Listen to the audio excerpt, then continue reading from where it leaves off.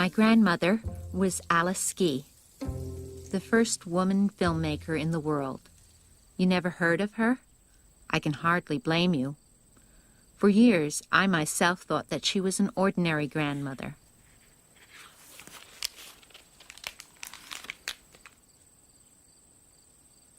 She had a cloud of white hair and wore funny hats and had soft, soft hands that I loved to stroke. I had no idea back then that this frail old woman had been one of the leading lights of her era, with an exceptional destiny. Grandmother was present at the birth of the cinema. She saw still pictures come to life.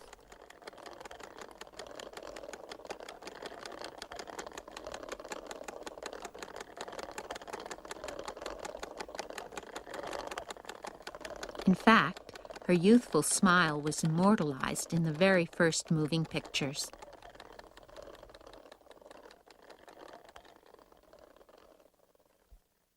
"50 years later, another invention, television, captured her image and her voice.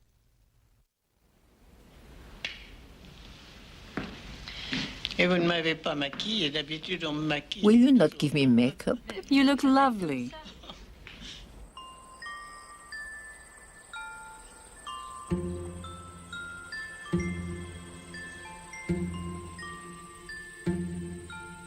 Her story began more than a century ago in France.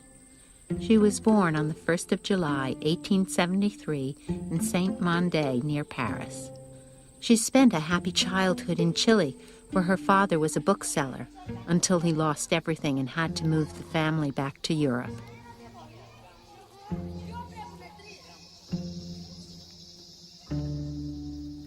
In her late teens, with her father and brother dead, and her sisters married, she found herself alone to care for her aging mother.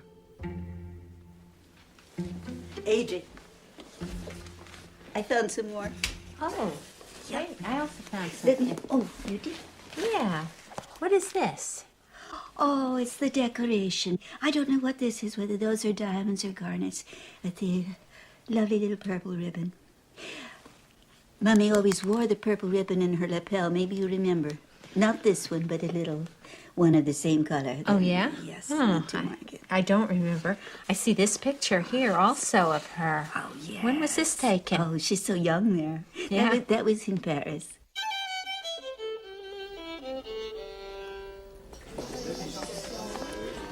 J'avais un ami et ça a été, je dois dire, mon premier amour. I had a friend. He was my first love, but he was 75 years old. I was 18, but I would gladly have married him. I adored the man.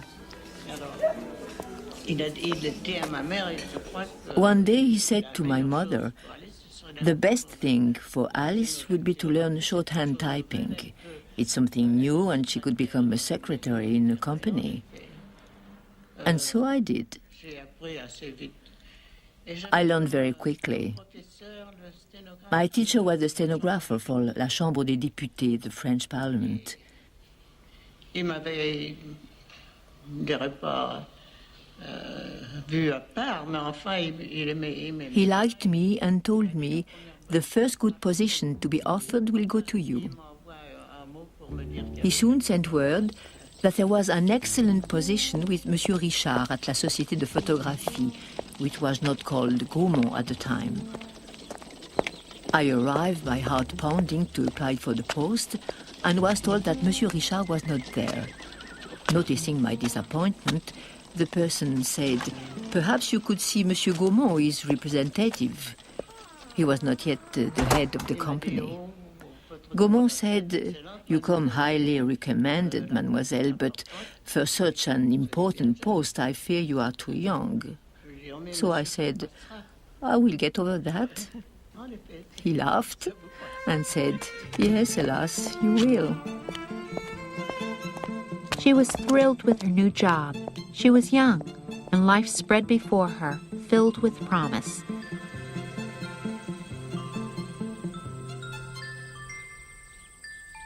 I was, at the time, secretary for the Maison Gaumont. Monsieur de Mény came to the company with an invention.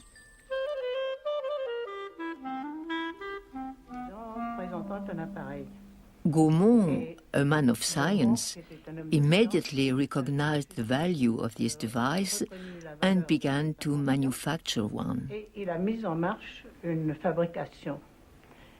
Unfortunately, while we were still working on it, the Lumière brothers, who were friends with the people at Gaumont, came by with an invitation.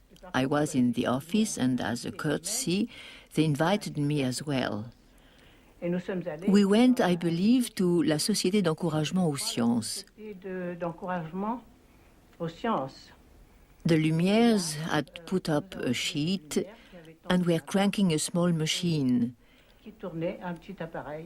We saw emerging the well-known classic footage of the exit from the Lumière factory.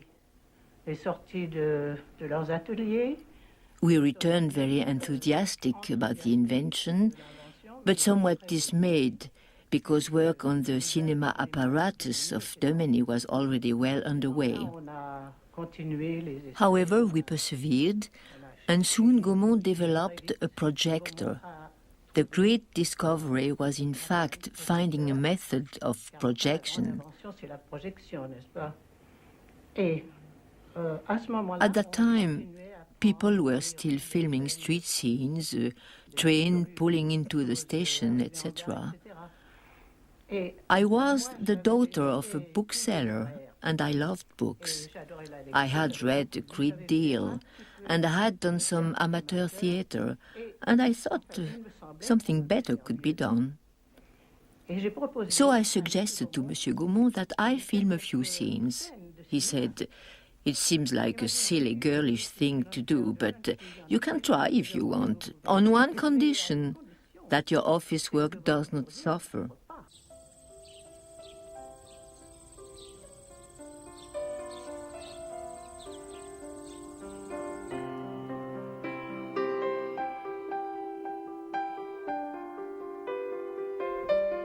You wrote the scenarios yourself? They were not really scenarios. They were little stories that I made up. What sort of stories? La Fée aux Choux was the story of two young lovers who wanted children. We made cabbages out of cardboard and used wooden dolls for the babies, except for one. The mother was very nervous. The lovers found the baby in the cabbage patch. It was very simple. But we made others, which were more successful than I ever thought possible. I made Esmeralda, and I will give you a list of my films if you like. Grandmother said they were able to sell 80 copies of her first film, La Fée aux Choux, or The Cabbage Fairy. Her boss, Léon Gaumont, pleased with this success and no doubt happy to be able to save a salary, appointed my grandmother head of all moving picture production at the House of Gaumont, while keeping her as a secretary and a girl Friday. But as time went on, she became less of a secretary and more of a filmmaker. At that time, neither the title nor the trade of filmmaker existed.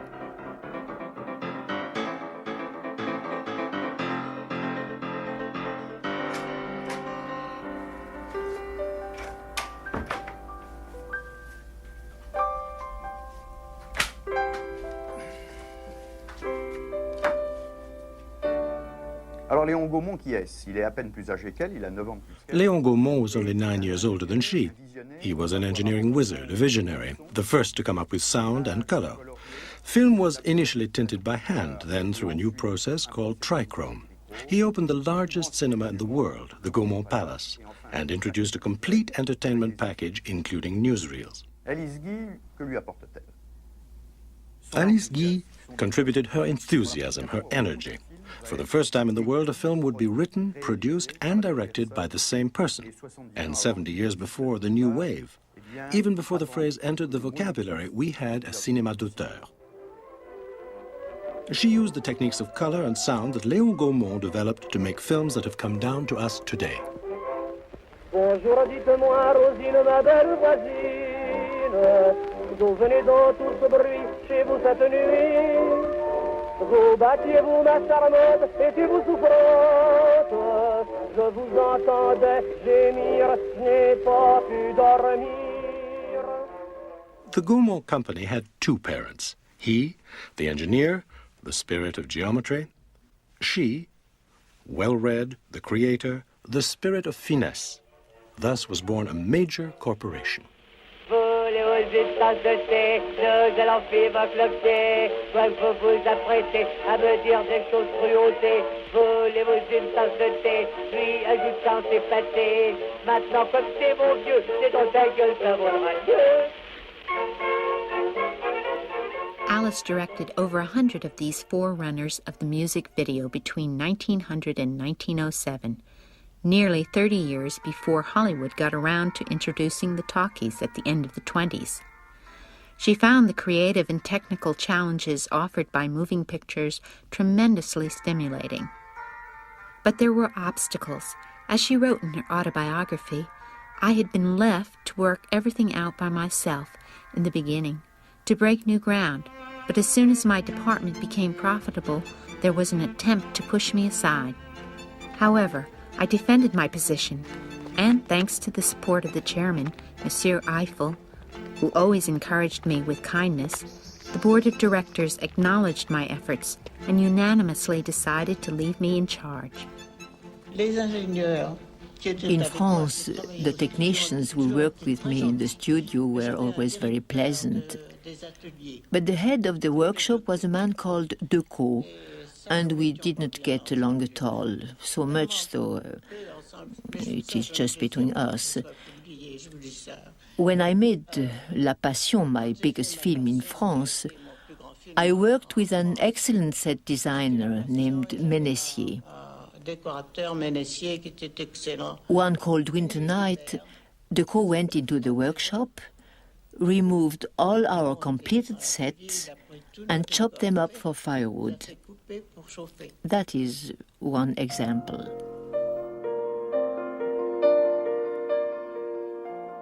Her greatest success in France was her film of the life and passion of Christ. It was a very long film for 1906, 35 minutes. There were 25 different sets and hundreds of extras. It made a tremendous impression when it was released, and even today, certain aspects of the film stand out as extraordinary. J'ai une véritable passion pour la Passion d'Alice Guy. I am passionate about Alice Guy's La Passion.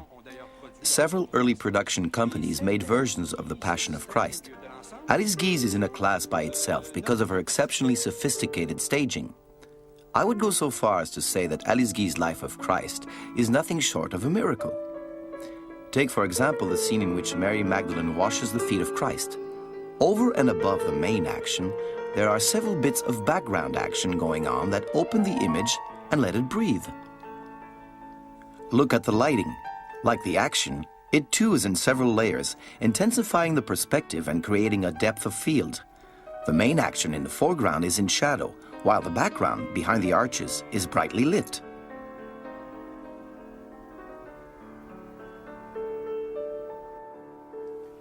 À l'époque du cinéma des premiers temps, on avait souvent recours à un bonimenteur. In the early days, movie houses often employed a dramatic commentator to stand at the foot of the screen and tell the story as the images flicked by.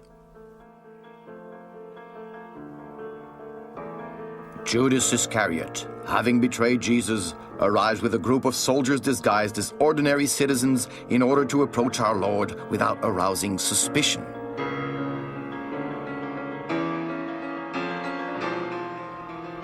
La Passion was your film? Yes. Because I believe there's a mistake in l'histoire du cinéma. Yes, it is attributed to Jacet. Who is your assistant? Yes. Grandmother has been completely and consistently ignored by most historians of the early days of cinema. Her works are often mentioned and frequently praised. But unfortunately, most reference books were compiled at a period when credit for her films, such as The Passion, was routinely given to others, Even people who never directed a film have been credited with Alice Guy's films.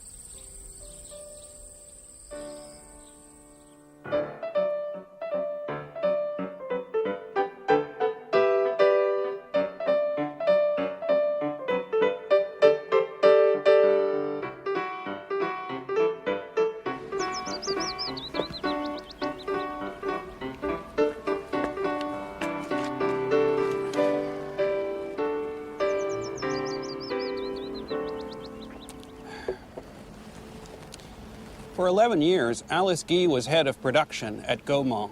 She supervised script preparation, set design, costumes. She oversaw the work of all of the company's film directors. In addition, she was herself a director and very often a scriptwriter. It is absolutely incredible that a man, Léon Gaumont, gave such enormous responsibilities to a woman 50 years before women had the right to vote in France. One reason for this, no doubt, is that he didn't realize, no more than anybody else, the phenomenal importance that cinema would have in only a few years. The fact that Guy was a woman, in my opinion, is partly responsible for her absence from many film histories. And yet it was she who, along with Ferdinand Zecca at Pathé, was one of the first heads of production in a major studio. It was she who set the Gaumont house style, for example, by using real locations in many of her films. It was she who trained the other pioneering filmmakers at Gaumont, such as Louis Fayad. For Guy, cinema was a process of exploration and discovery. She is one of the most important figures in the history of French cinema, and it is really sad that she is so little known today.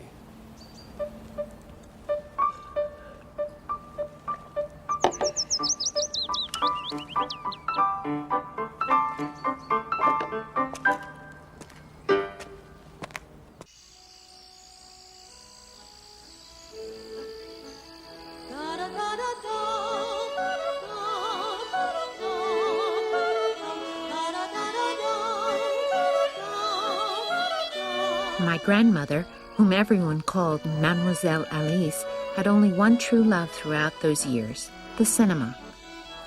Then at 33, she met the head of the Gaumont agency in Berlin, Herbert Blaché Bolton. We had talking pictures, but talkies are very tricky because of the two components, the projector and the talking part. They must be perfectly synchronized, and our clients sometimes required assistance. Gaumont was unable to make a trip to Germany and wanted me to go in his place. I said, I cannot go, I do not speak a word of German. He then told me, yes, you will go. You will take Blaché as your guide and translator. And that is what happened. We spent 2 or 3 weeks visiting clients to explain the process, to get things well underway, and... You got married? We did not marry then, but he asked me to marry him.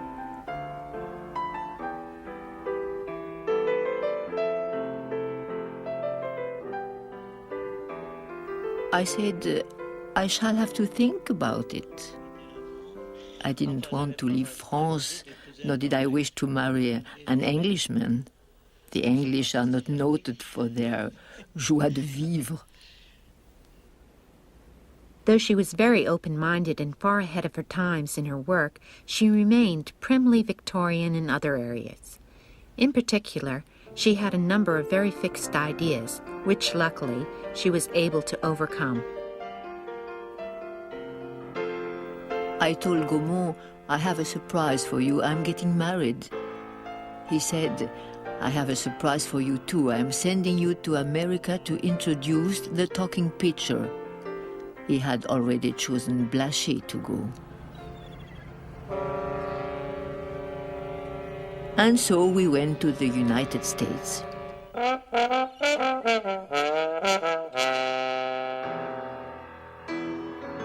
Alice wrote that she was leaving her family and her country with a heavy heart, convinced that she was giving up the work she loved forever. The America she found took a bit of getting used to. She didn't speak the language. She knew no one, and even the cinema was different from the one she knew. She wrote that in the United States, parlor kinescopes were all the rage. These devices had no projector. One viewer at a time watched an endless loop of film wind past a magnifying lens. Gaumont came over to set things up. He purchased a little studio in Flushing on Long Island, and he began. He wanted to make talking pictures, musicals in particular, and he gave the job to my husband. I helped, of course, but I was not his employee, and that was fortunate, for if I had been, I should never have been able to begin my own studio.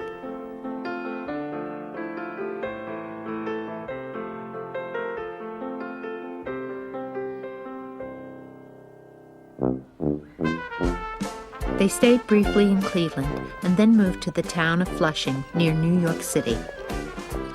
A few months later, switching from creation to procreation, grandmother gave birth to her first child, Simone.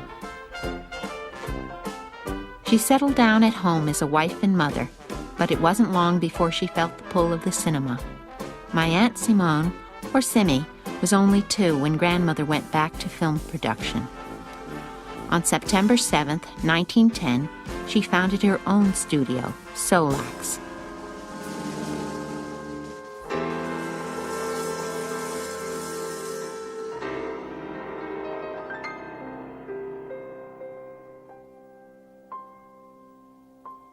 Grandmother loved tearjerkers, sentimental stories like Falling Leaves, the tale of a little girl whose older sister is gravely ill. The heroine overhears the doctor telling her mother that by the time the trees have lost their leaves, the ailing child will be dead. Hoping to save her sister's life, the little girl slips out at night to tie the leaves back on the trees.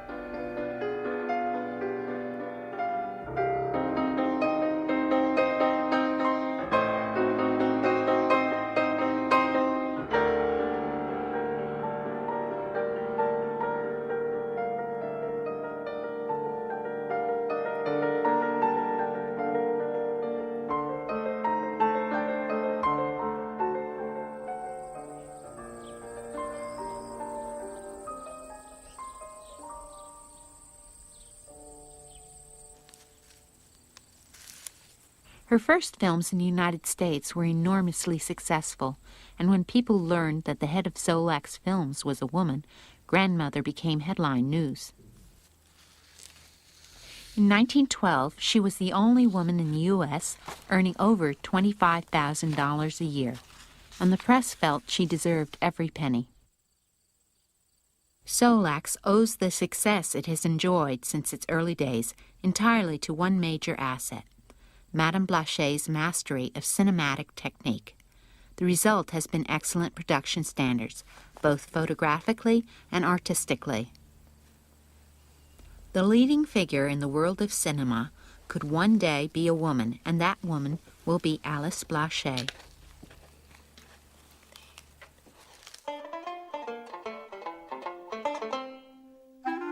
Now rich and famous, happy with a husband she loved and a child she adored, grandmother, heavily pregnant in this photo, proceeded to expand both her studio and her family at once. The baby, my father Reginald, and the new premises both burst on the scene in 1912. At its new site, Solax would become the largest studio in the United States. We bought a piece of land in Fort Lee, New Jersey, which was the major film center of the day. Hollywood was still not developed? Oh, no, not at all. The action was all in New York, New Jersey. Hollywood was a small town where they put signs on the doors: no dogs or actors. This was before wartime energy restrictions pushed film studios west to the year-round sunshine of Hollywood. My grandmother was much loved by the people she worked with. She brought her children to the studio and ate with the crew. It was all one big happy family. She was admired not only for her charm, but also for her talent as a director and her expertise in the cinema. She was always willing to share technical knowledge she had acquired in Paris with American directors of photography. She was a mine of information in the cinematic world of the day.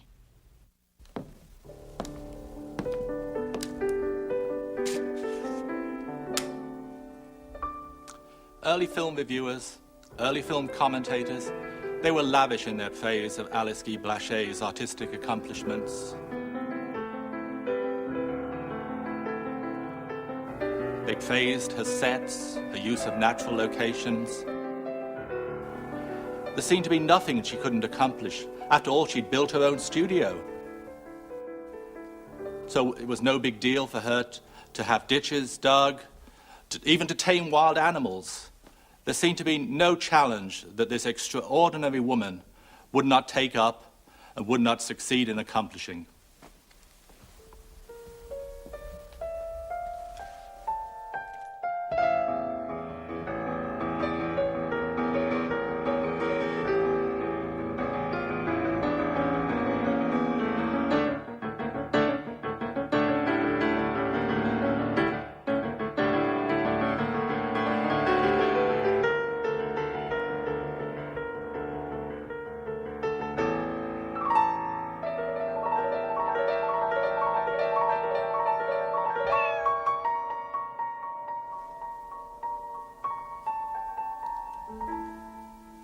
Alice Guy Blaché strived for increasingly more spectacular scenes, for more difficult stunts.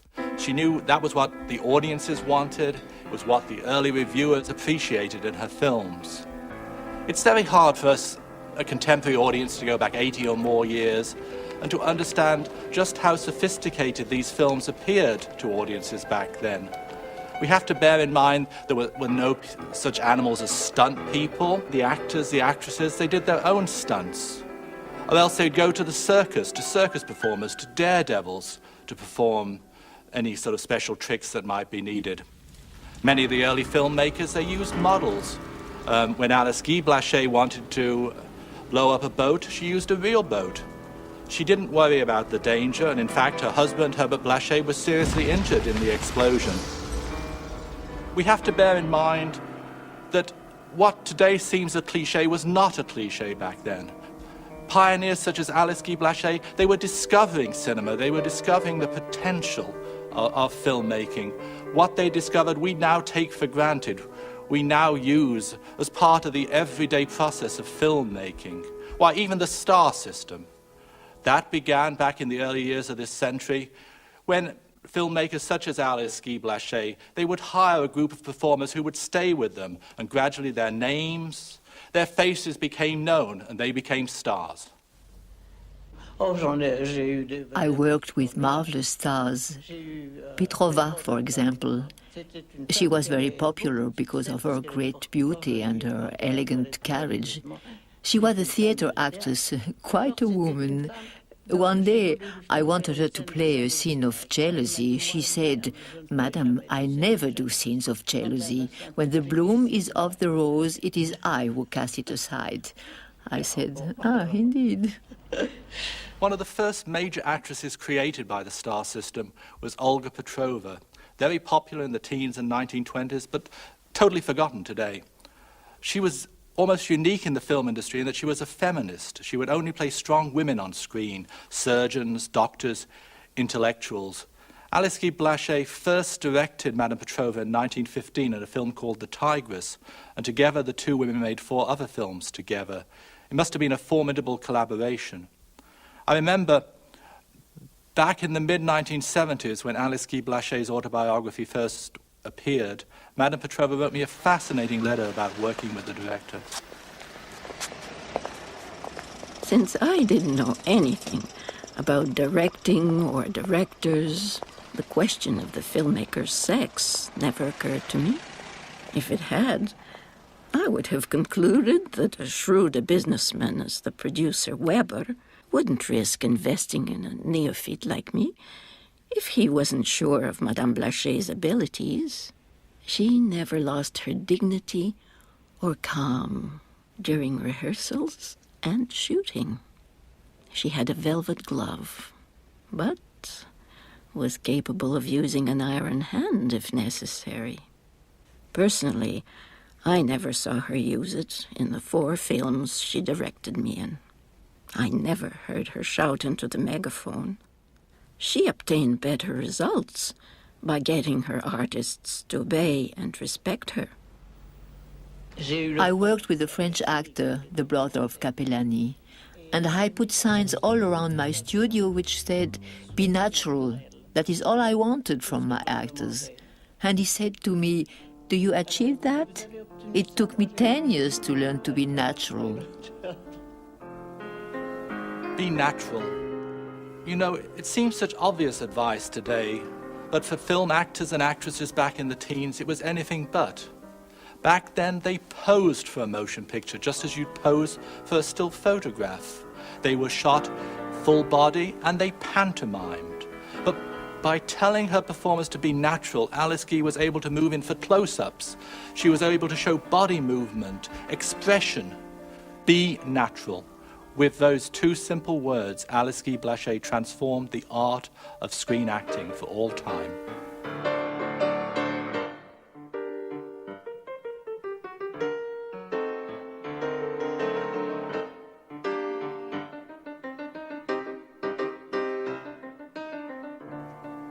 Mummy filled her scrapbooks with articles from the period, with criticisms, but she didn't really place much faith in critics. She preferred to mingle herself with the audience and to gather their impressions from what she heard.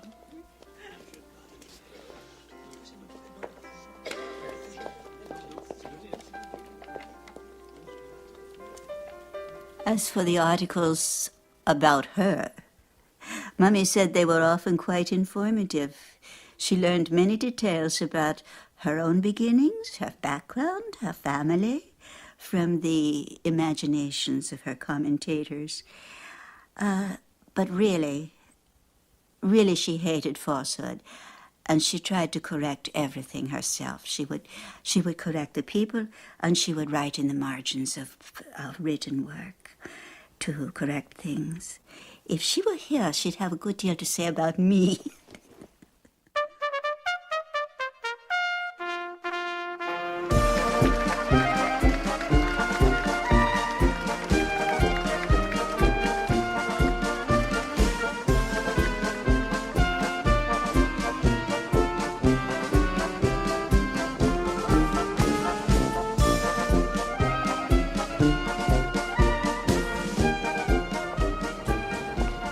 Academics became interested in Alice Guy Blaché early on and invited her to give lectures.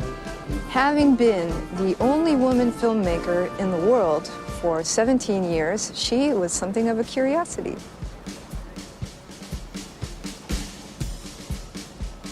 Alice was in favor of women getting the vote. As early as 1912, she told a newspaper interviewer that women were ready for it. But having been raised as a member of the Victorian bourgeoisie, Alice certainly couldn't be a feminist the way we understand it today. But everything about her career, everything she did and said, affirmed that women were the equal of men.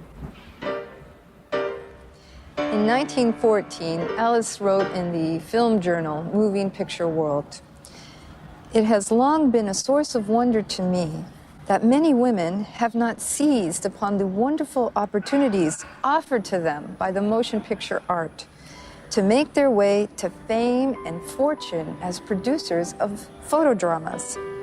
Of all of the arts, there is probably none in which they can make such splendid use of talents, so much more natural to a woman than to a man, and so necessary to its perfection."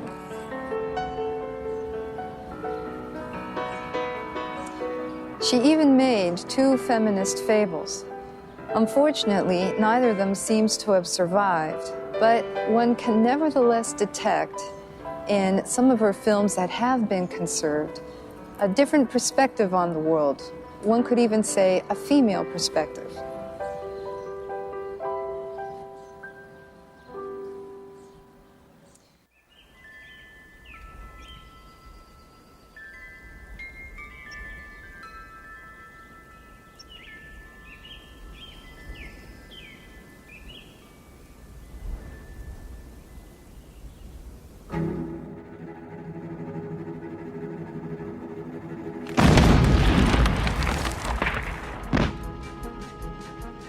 During the First World War, big conglomerates began buying up small film production companies, a move which was to influence the entire future of American cinema.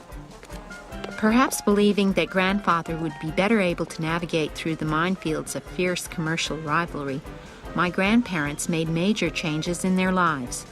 Grandfather left Gaumont and founded a new company, Blaché Features, and bit by bit, grandmother handed over the reins of power. However, grandfather's negotiating skills were no match for his rivals. The story goes that without consulting his wife, he practically gave away the rights to one of her films to a distributor who had convinced him it was worthless. This film, The Lure, was one of the biggest box office hits of its day. Grandmother said that it didn't take much to make a man question his wife's talent.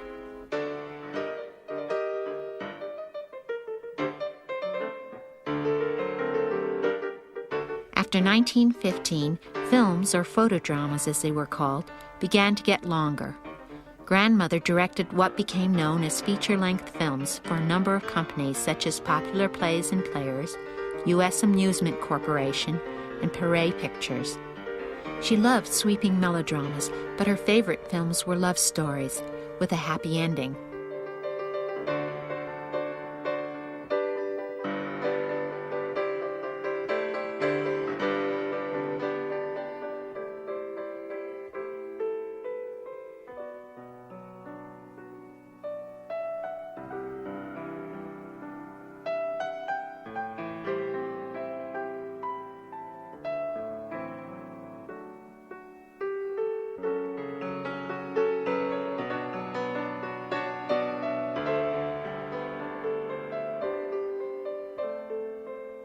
Yet her own love story did not end happily. Liberated he may have been with regards to his wife's career, but in other respects grandfather was a conformist. In his mid-40s, he took off for California with his leading lady, leaving wife and children behind.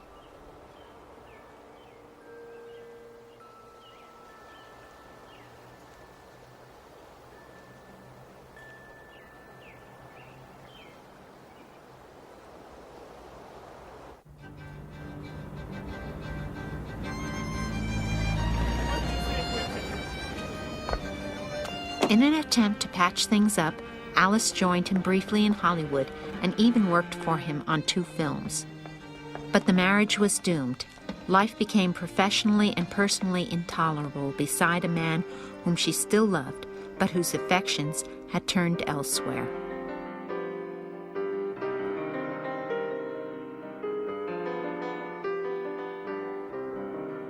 At the time of my grandparents' separation, independent companies throughout the United States were being bought up, and they received several tempting offers. However, they didn't approve of the way the big conglomerates operated. According to Alice, there was a lot of dishonesty and intimidation, so they turned down arrangements which might have proved extremely lucrative. In any event, working together became more and more difficult, and in the throes of a crumbling marriage, grandmother had no strength for battle on other fronts.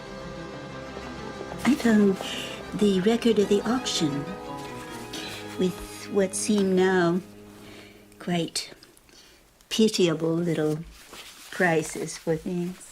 The auction of what? The auction of her furnishings when she was obliged to sell her studio. The studio at Fort Lee was seized to cover back taxes that the new tenants had neglected to pay, and all my grandmother's possessions were auctioned. She watched her whole life being sold for a pittance and carted off.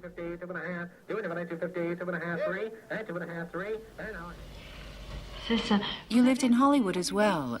Did you go to Los Angeles? Yes. When did you go?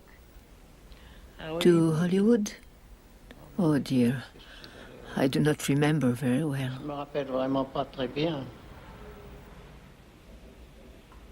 Hollywood was probably etched in grandmother's memory, but it's easy to understand why she would try to forget this dark period in her life. For it was in Hollywood that she lost her husband, her career, and most of her illusions.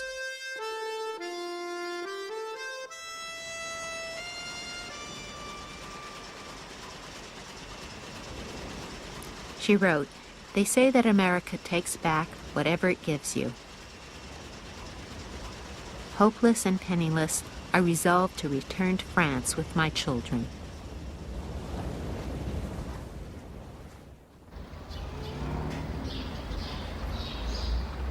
She moved in with her sister in Nice and tried on several occasions to get back into film. Though she was only 49, it was too late. France had forgotten all about her. So she focused all her attention on her children. My Aunt Simmy, whom I called Tante C, said that grandmother moved heaven and earth to raise her 2 children in some degree of comfort. She wrote children's stories and magazine articles under various masculine pen names. Now, this is a story she wrote I see. in intention for children, promoting a mistaken myth that wolves will chase people in their sleigh, and you have to throw somebody out to distract the wolves. She would only sign her own name to screenplays. Unfortunately, none of her scripts found a producer during the hard years between the wars in Europe, where money for film production was scarce and opportunities for career women even scarcer. Later, Tante C got a job at the American Embassy and began to support her mother.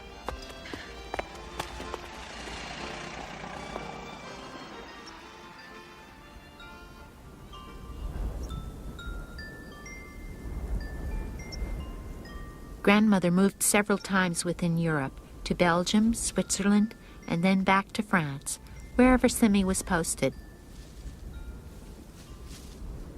She began jotting down her memoirs and also began to search for her films. Do you still have copies of your films?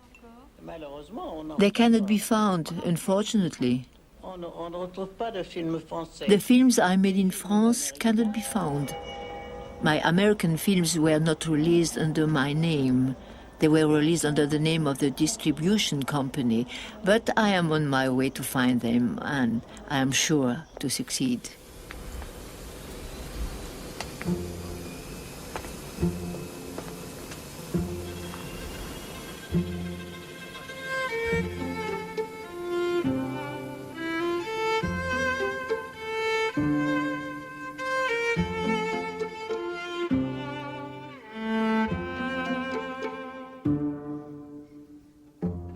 My grandmother was 83. Traveling alone by plane, even taking the subway, held no terrors for her, especially when she was on the trail of her own cinematic past.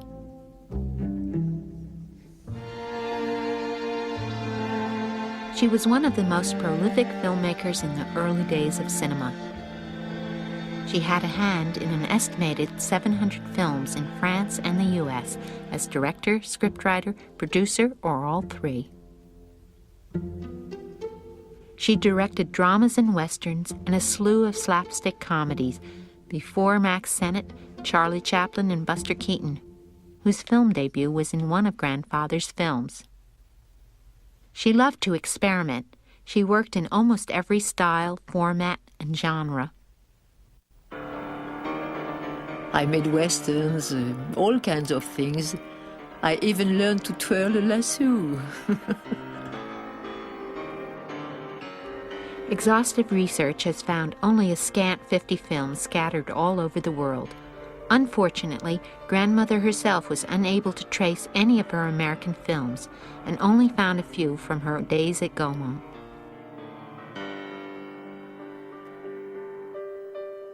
What does remain in America is a branch of her family. My father, Reggie, my mother, and I lived in the States. Grandmother didn't like our being so far away.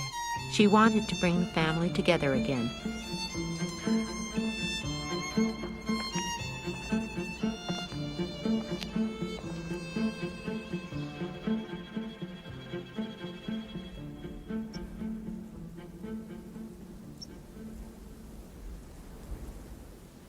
Despite repeated efforts, she was also unable to find a publisher for her autobiography during her lifetime. The book came out a few years after her death. She tried to publish it as what it in fact is, simply a few memories from the earliest part of her life, with a few sketches of the later part, just barely indicated. She tried to publish this, and she was rejected over and over. I kind of remember Simi saying that, being quite angry they were quite cruel. That they hadn't published it, and it was so long. There were so many of the publishers. Mommy, was not really used to dealing with publishers, book publishers, although she had published a good deal in magazines. Many of them would lead her on and pretend to be considering this very carefully, and then ask her for a lot of money. Oh, and to try this, yes, in order to publish it. They asked her yes, for money? A vanity publication it would have been, and she was too proud for that. Right, and so she would try somebody else, and this happened really several times, and unfortunately, it would take a long time each time. While the little show went on between the publisher and poor Mummy waiting in the wings, Victor Blaché, who recently wrote a book on my grandmother and who met with her over a number of years, said that despite all the troubles she'd endured, she was not in the least bitter. The only title she claimed was that of the first woman filmmaker in the world, a title no one could dispute. After all, she was the only woman filmmaker for 17 years, but one which she was forced to defend more than once on both sides of the Atlantic. Grandmother and Tansi came back to the States for good in 1964. After suffering a series of strokes, Grandmother died in a nursing home on March 24, 1968, at the age of 95. Till then, her mind had been sharp, but after the strokes, she couldn't remember her own name, much less her life as a filmmaker. She had joined in the collective amnesia that shrouded her life and work for so many years.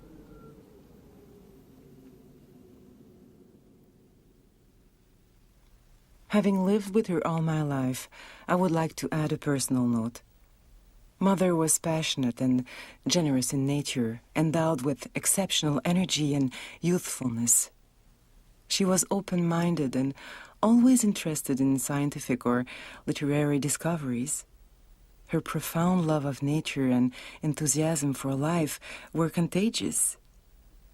She was more a friend to me than a mother, and I owe her most of the happiness I have left. Nothing is left of what she built in Fort Lee. No monument bears her name. A humble plaque in this sad memorial garden is all that marks her passage on this earth.